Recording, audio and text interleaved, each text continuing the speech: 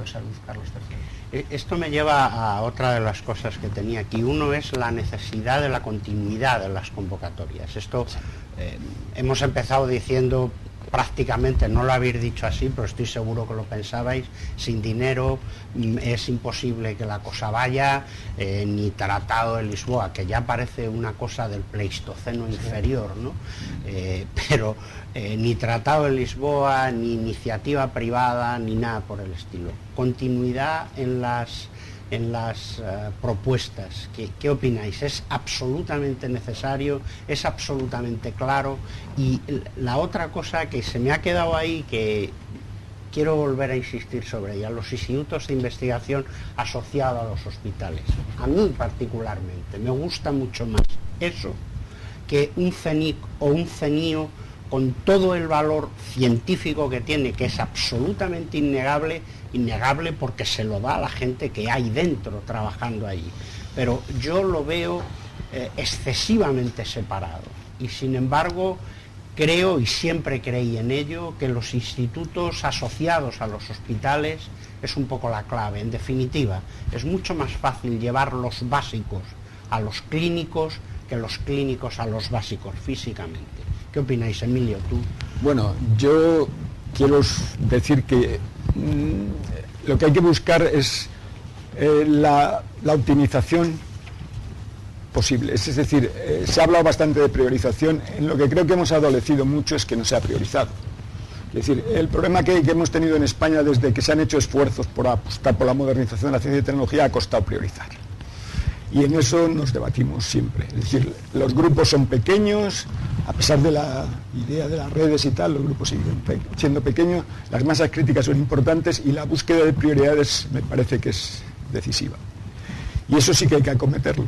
Ahora, ahí sí que hay enormes resistencias, porque evidentemente cuando se ha creado ya la idea de un grupo de investigación es muy difícil. Yo estoy muy colateralmente siguiendo un poquito la de un instituto de investigación sanitaria, porque formo parte del Consejo Científico y veo cuán difícil es el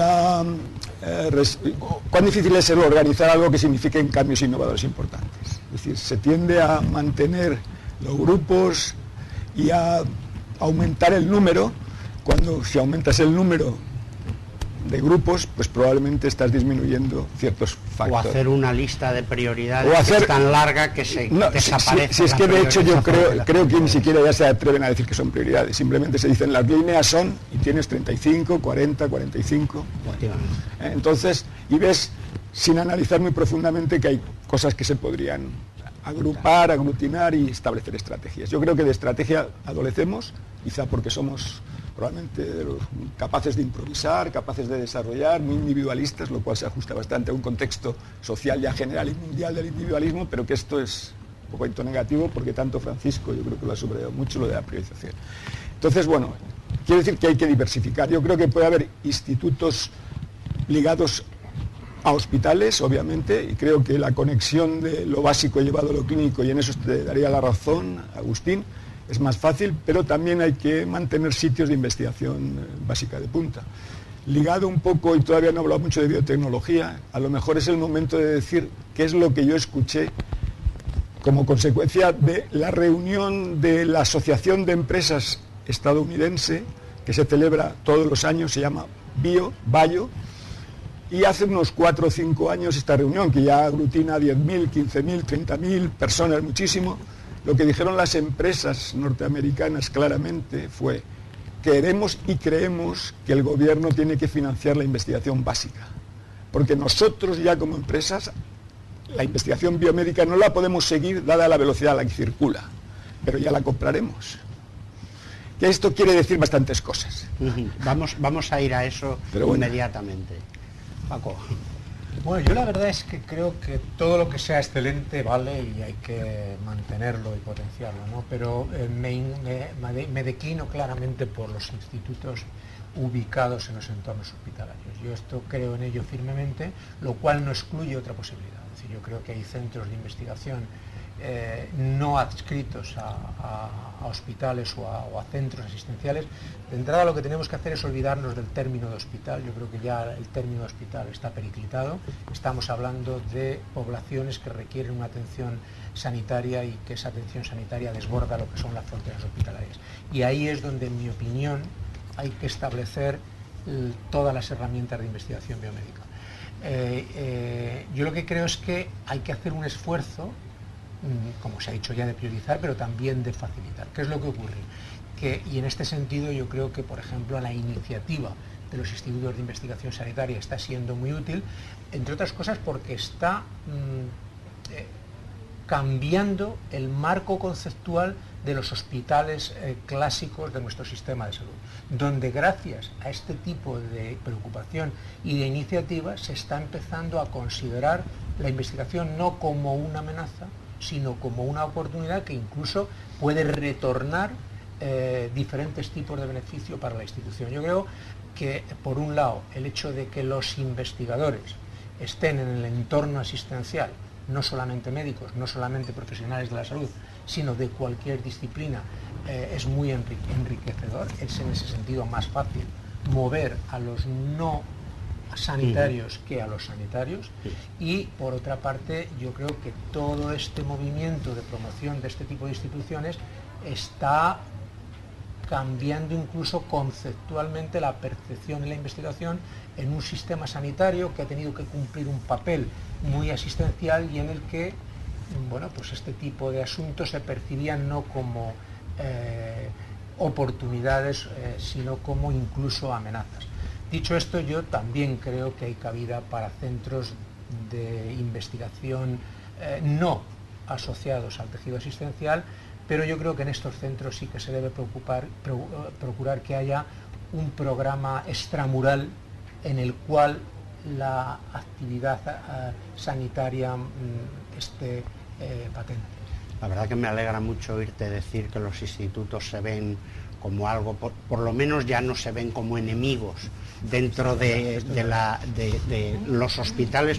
Creo que es un avance tremendo, tremendo. Joaquín, tú tienes esa misma experiencia. Tengo esa misma percepción. Yo creo que tanto Emilio como Paco lo han dicho. Primero, que los centros de investigación no adscritos a los hospitales o no nucleados alrededor de los hospitales también son muy importantes y que es necesario mantenerlos. Centros de excelencia, de prestigio a nivel internacional. Pero hablando de los institutos de investigación sanitaria, creo que es uno de los instrumentos de investigación translacional más importantes y con más potencia y con más futuro. Primero porque se nuclea alrededor de los hospitales, que es donde converge la integración de la docencia, asistencia y la investigación.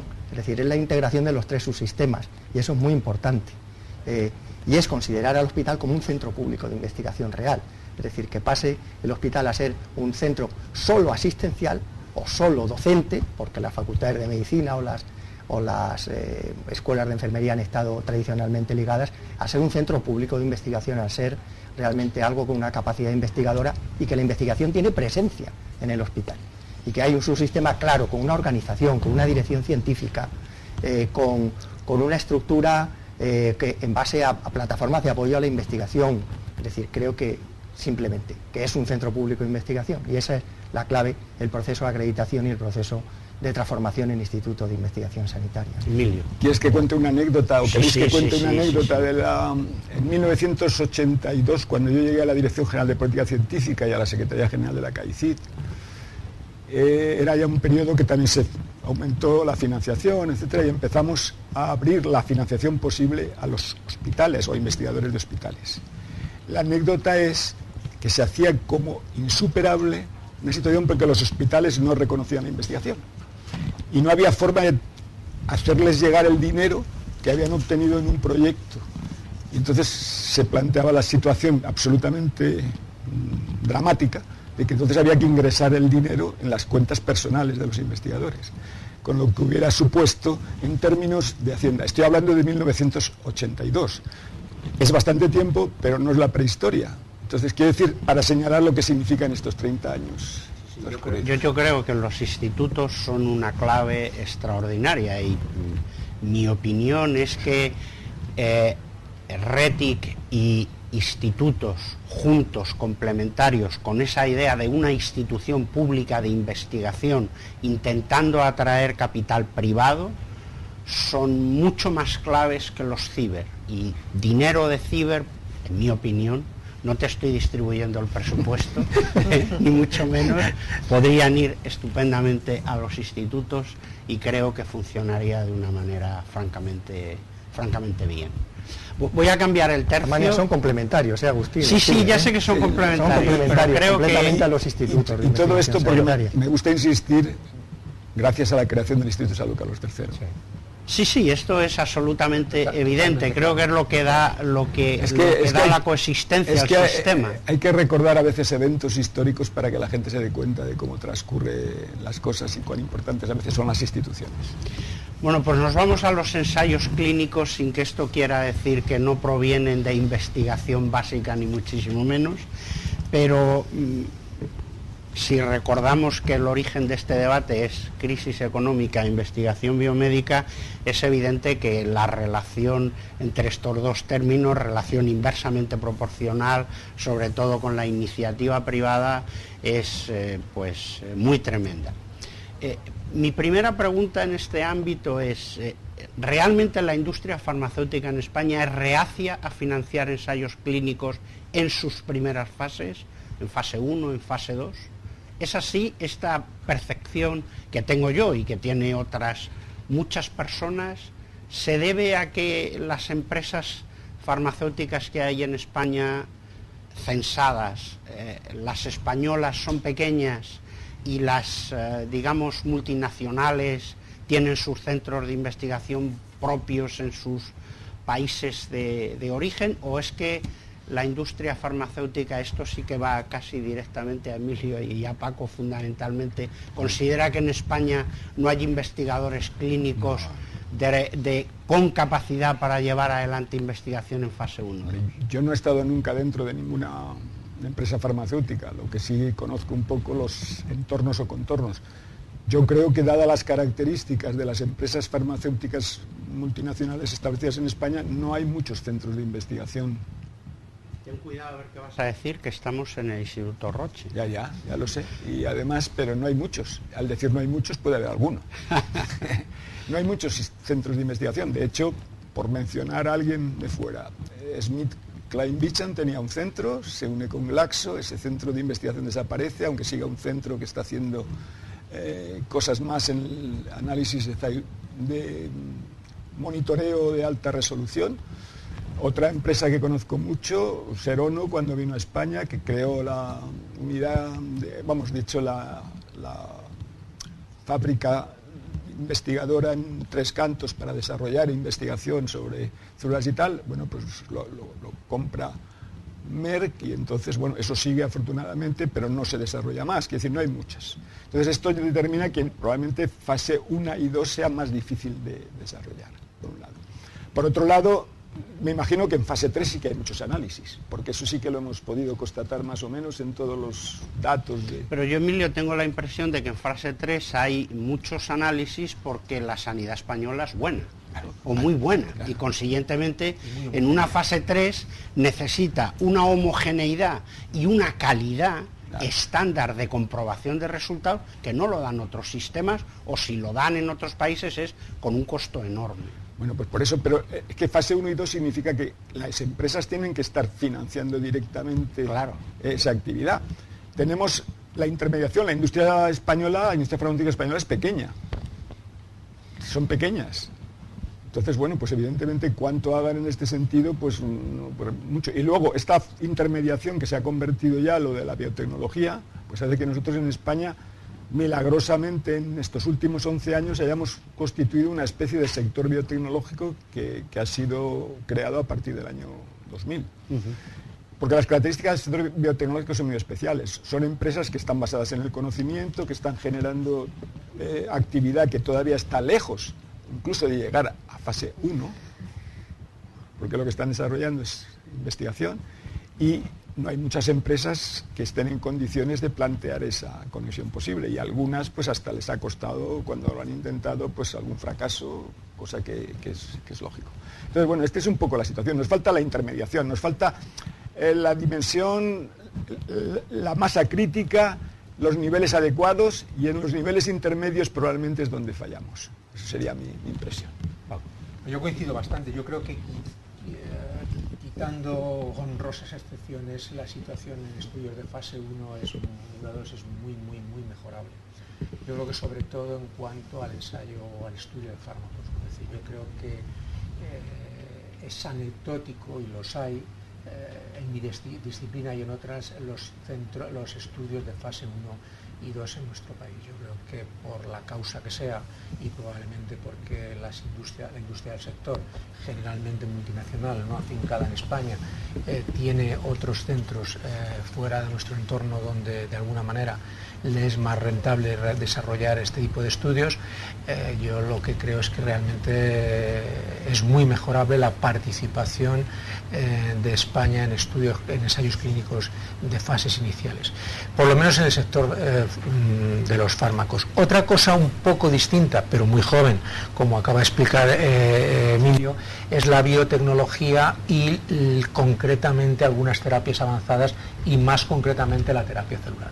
Esto sí que está empezando a desarrollarse con mucho ímpetu, pero desde muy poco, en forma de estudios de factibilidad y de seguridad en centros españoles, incluso probablemente en exceso, fíjate lo que te digo, ¿no?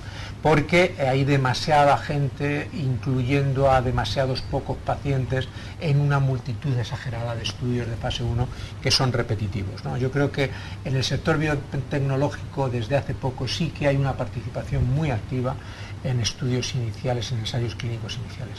Y luego los ensayos más avanzados de fase 3, bueno, pues lo cierto y verdad es que, claro, la plataforma española es una plataforma muy potente y sobre todo muy homogénea, es decir, el Sistema Nacional de Salud funciona en este país en bloque, de tal manera que la plataforma asistencial, por su calidad y uniformidad que representa España, no se da en ningún otro sitio del mundo. ¿Qué es lo que está ocurriendo? Que la burocratización es cada vez más compleja, y esto no solamente está suponiendo una dificultad enorme y dramática para la investigación académica, que se enfrenta a una burocracia de una complejidad y un coste que no puede asumir, sino incluso para la propia industria del sector en este momento está siendo más fácil desviar incluso los estudios de fase 3 a otros ámbitos distintos al español. Y esto es especialmente grave cuando ya nos ponemos en el caso del investigador independiente que consigue fondos públicos de diferentes procedencias para sacar adelante un ensayo clínico académico que no va a ser nunca de interés para la industria, lícitamente, porque a lo mejor es un ensayo de estrategias, es un ensayo de fármacos huérfanos, es decir, que no se va a desarrollar nunca si no se hace de manera académica, y que se tiene que enfrentar a unos costes y a una complejidad burocrática, es decir, a muchos más costes que desde el punto de vista de la financiación pública pura es imposible de asumir, ¿no? Creo que ahí hay un gran problema. Yo quería hacer hincapié en esto porque era mi siguiente pregunta, si, como algunas multinacionales dicen, hacer ensayos clínicos en España, por la burocracia que tú acabas de señalar, se va haciendo cada vez más complicado y consiguientemente se llevan el ensayo 3 a otro país que le dé más facilidades. O sea, la Agencia Española del Medicamento recibe muchas críticas por esto. Joaquín, un poco todo el conjunto. Un poco el conjunto. La realidad es que yo creo que tanto Emilio como Paco han dicho cosas, vamos, las que estoy absolutamente de acuerdo. Yo quería más hacer hincapié en esto último, ¿no? Lo que acabas de comentar es qué ocurre en España, por qué razón se tiene la percepción de que la industria farmacéutica o incluso la investigación independiente tiene una serie de obstáculos, una serie de barreras por las cuales no se produce de la manera más eficiente que se debería producir, ¿no? Y la realidad es que los contratos, y hay un estudio que es el estudio BES hecho dentro de la plataforma de medicamentos innovadores, los contratos tardan en firmarse una media en España de 210 días. Es decir, y ese es el problema clave de todo. Quizá porque no hacemos un sistema secuencial, es decir, que vamos haciendo una etapa detrás de otra. Aplicamos bien la directiva europea en cuanto al dictamen único, pero a veces el dictamen único no llega a ser un dictamen único la mayor parte de las veces, porque hay muchísimas correcciones de los CX que se pronuncian sobre ese dictamen único en ensayos multicéntricos. Entonces ahí tenemos un cuello de botella importante, ¿no? Pero que, bueno, se puede vencer. Pero quizá el cuello de botella más importante es que probablemente haya que hacer una vía en paralelo entre lo que sería el permiso de la Agencia del Medicamento, ya obtenido una vez que el CIC ha dado su pronunciamiento, y la firma del gerente. Contrato único, etcétera, etcétera. Hay muchas cuestiones que hay que dirimir, pero la realidad es que la única manera de poder llegar a acortar esos 210 días y acercarnos a lo que debería ser más o menos un tiempo más competitivo, la deberíamos de hacer intentando establecer una vía en paralelo para que al final el contrato se firme en los aproximadamente 120 días, que es el tiempo más o menos que deberíamos tardar en firmarlo para ser competitivos en la Unión Europea. Tanto los independientes, que ese es otro problema, la investigación independiente, de la cual podemos hablar después, como ahora estábamos hablando de los ensayos que vienen, cuyo promotor es la industria.